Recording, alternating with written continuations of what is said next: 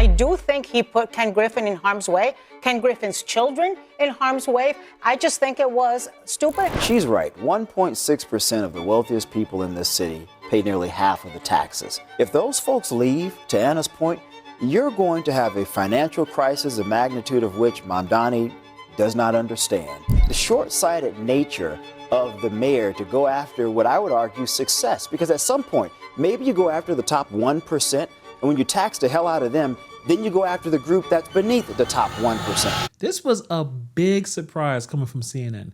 They had a panel about 2 days ago about Zohran Mamdani's little field trip to Ken Griffin's penthouse. Even though you have employed thousands of people in New York, you're building a new building in New York, you're contributing a lot of tax money to New York. Did that upset you? What upset me was the personal attack, because where they assassinated the CEO of United Healthcare. So I think the willingness of the mayor of New York to make this a policy debate, a personal attack, just demonstrated a profound lack of judgment. Just a profound lack of judgment. Why do the Americans think we can do socialism? We have none of that in our DNA, and we're just going to screw it up. And I need you to hear this because CNN's own people are calling him out. I still can't believe it, but it shows how ridiculous that move was and how it's going to hurt us New Yorkers in the long run. Let's get into it. I think Mamdani really screwed up there. I think it's boneheaded and short-sighted.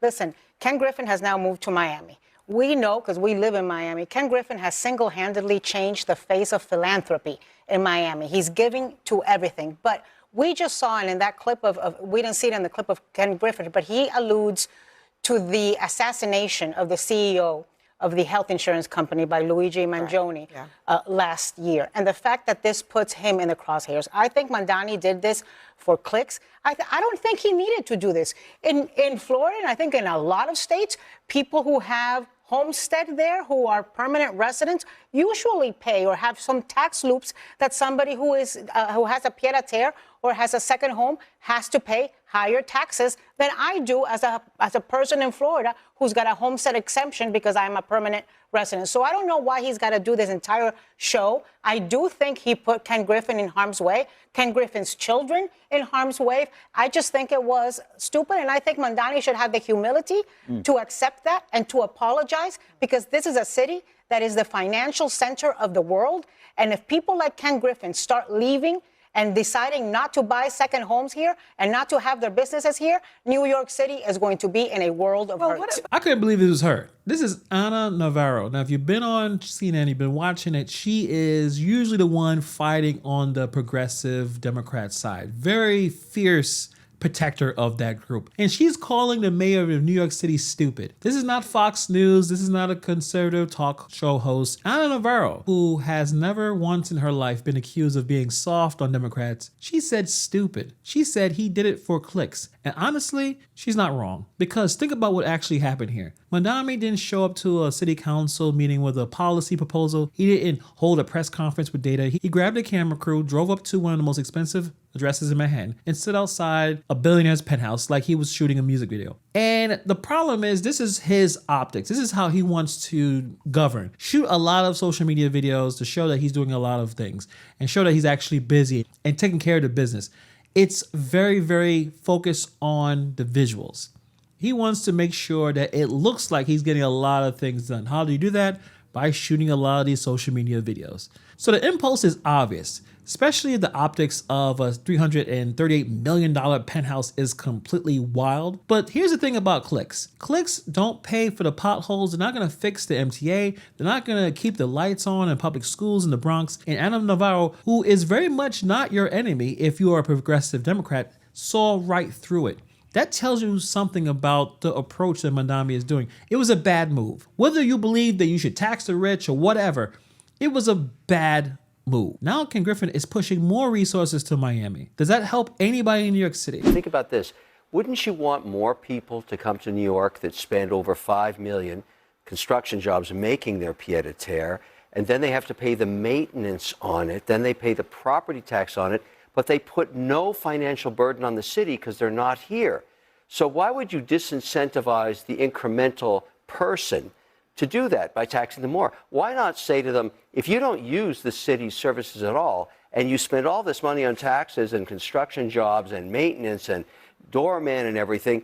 Let's get more of these people. Let's get hundreds of thousands more of them. Now, Kevin O'Leary is just doing what he does, so he's not exactly a neutral party here, but the actual argument he's making is not crazy. And I think that's what people miss, especially people who really into this tax the rich framing. You know, they're talking about the people who own multiple homes, multimillionaires, the ones that Mamdani is targeting, especially with the second home tax. They're not living in New York full time. They're not using the schools. They're not using the subway. These people are not using the emergency room. They buy that $50 million apartment. They pay property taxes on it. They employ doormen and maintenance workers and contractors, and then they leave. They are, by every measurable standard, a net positive for the city's tax base. Even if I have $50 million, there'll be no way I'm buying a penthouse in New York City. Let them continue to pay the taxes. So the question isn't whether rich people should pay taxes. Obviously they should. The question is whether this kind of tax targeting this very small group actually solves the problem that Mamdani is saying it solves. And the math is not as simple as that viral video made it look, because you cannot run a city on following what people are saying on Instagram and getting views as if that's going to be a perfect way to run the city. But I want to pick up with where Anna was leading to. She's right. 1.6% of the wealthiest people in this city pay nearly half of the taxes. If those folks leave, to Anna's point, you're going to have a financial crisis, the magnitude of which Mamdani does not understand. You think about everyday things that people utilize, public transit, safety, education, all of the taxes that go to provide for all of those things for poor people in this city. What in the hell are they going to do if 44% of those dollars all of a sudden disappear overnight? And right here is the receipt. 1.6% of people, nearly half of the tax revenue, gone overnight.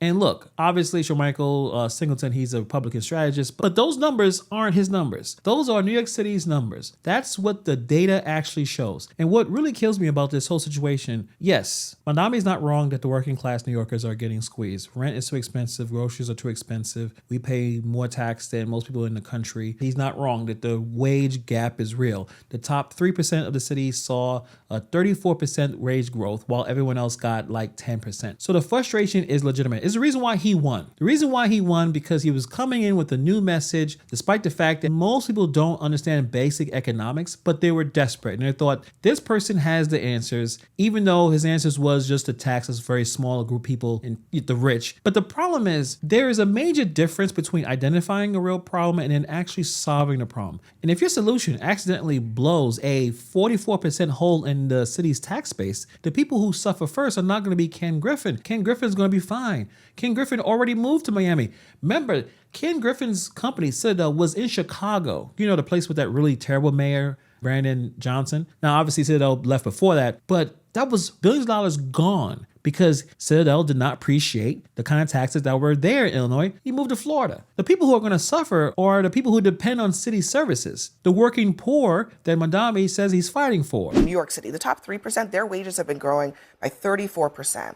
That's the imbalance. Yeah, that is the imbalance that Zohran Mamdani was elected to address. And that's what most of the people are. So I guess what I'm saying is, you don't have to if you penalize want the to wealthy understand to address why that. he's doing what he's doing, it's because there are millions of regular New Yorkers who say the rich people are fine. We don't need to be worrying about them or catering to them. Who's going to worry about us? Now, here's the thing. Abby Phillip is not wrong either. That's what makes this whole situation very complicated, because the 34% number is real. The frustration behind it is real. There's millions of people in this city working 40, 50, 60 hours a week and still can't afford rent, still can't afford groceries, still can't afford to take their kids to the doctor without doing the math first. So that frustration is extremely, extremely legitimate. And Mamdani didn't manufacture it. He just figured out how to point a camera at it. So that's why that video worked. But here's my problem. Abby Phillip is asking the right question. Who is going to worry about us? Because the story to that question cannot be a mayor who's more focused on making a video than actually governing. Because at the end of the day, people are saying who's going to worry about us are the exact same people who lose when the tax base collapses. They're the ones who ride the subway when the funding gets cut. They're the ones whose kids are in schools that lose resources. That stunt was for them. But the consequences also for them. And that's the part that nobody wants to talk about. We have a mayor in New York City that wants to be a social media star. So the man knows how to make videos. You know, that tap on the window, someone on his team team is nice with the social media and the editing. But here's what the video didn't show you. It didn't show you what happens to subway funding when people nearly paying half a city's taxes decide that New York isn't worth the headache anymore. It didn't show you what happens to school budgets and the public housing, the sanitation when the revenue disappears. It didn't show you any of that because that type of stuff doesn't get 60 million views. And the crazy thing is CNN put this whole panel together and you see people calling it stupid. You see people breaking down the tax math, and even Abby Phillip as the host couldn't defend the stunt itself. That tells you everything about where this is heading. Look, I'm not here to tell you that rich people don't need to pay taxes. That's not the argument. The argument is that the policy actually has to work. And right now, the receipts suggest that Mamdani is more focused on optics than the outcomes. Because the outcomes right now is Ken Griffin is taking more resources, more money to Miami. Does that help New York City in any way? I don't think so. And the funniest thing about all this is that Mamdani, after getting this really bad news that Ken Griffin is doubling down in Miami, he posted a picture with a very powerful, very rich CEO of some yogurt company. But if you check the comments out and you actually look up who this CEO is, it's interesting that he's friends with that billionaire, but other billionaires that he's not friends with. Very interesting. Let me know what you guys think about this in the comments below. Thank you for taking time to watch this video, and I'll see you guys in the next video.